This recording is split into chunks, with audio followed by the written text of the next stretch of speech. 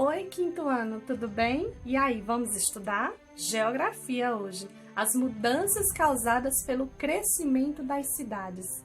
Vamos lá? Mas antes eu gostaria que vocês pegassem o material, pega lápis, pega livro, pega borracha, pega tudo que você precisar, tá? Traz todo o material para a mesa e vamos identificar o conteúdo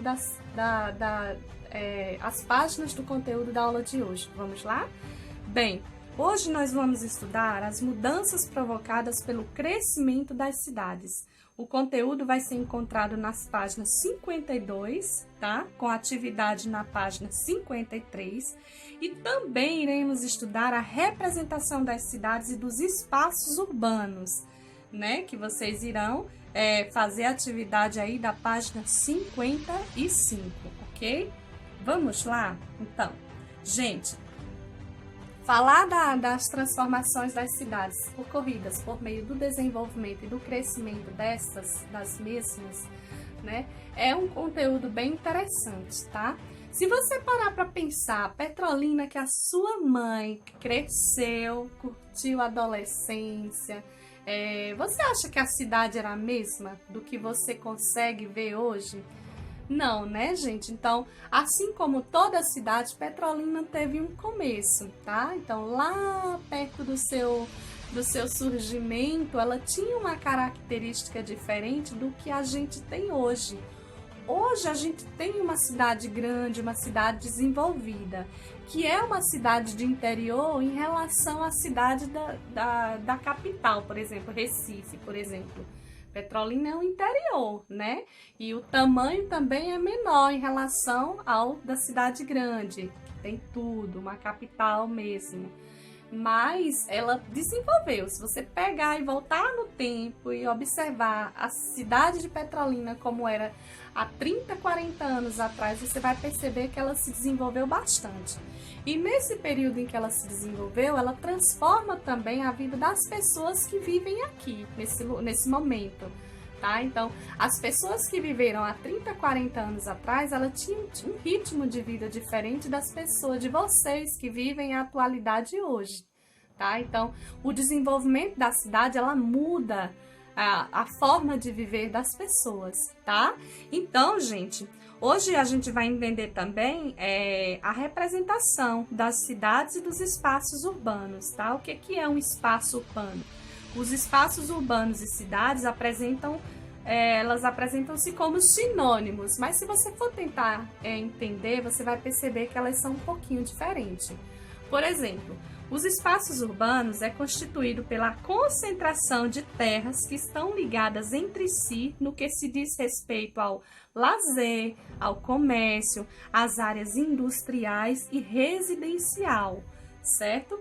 Quando eu tento entender o que é uma cidade, eu vou perceber que, na verdade, a cidade é uma área com grande crescimento populacional. Então, nessa área você vai encontrar um grande número de pessoas, porque a quantidade de pessoas faz parte do desenvolvimento desse meio, tá?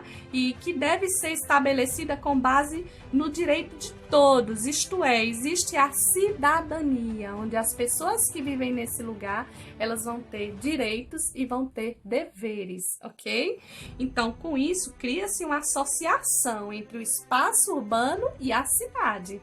A partir do momento que eu vivo no meio em que eu tenho que ter direitos e deveres, eu vou relacionar o espaço onde eu vivo com a cidade em si, tá, gente? Então, o cidadão, ele precisa desfrutar de moradia, de saúde, de trabalho, de educação, segurança, para que assim nós possamos ter acesso aos bens públicos e vivermos aqui nesse meio com dignidade, ok? Então, isso faz parte da cidadania, tá? Então, na cidade, nós temos acesso a um monte de coisa. A política, por exemplo, ela se organiza de forma mais complexa para atender os anseios da população.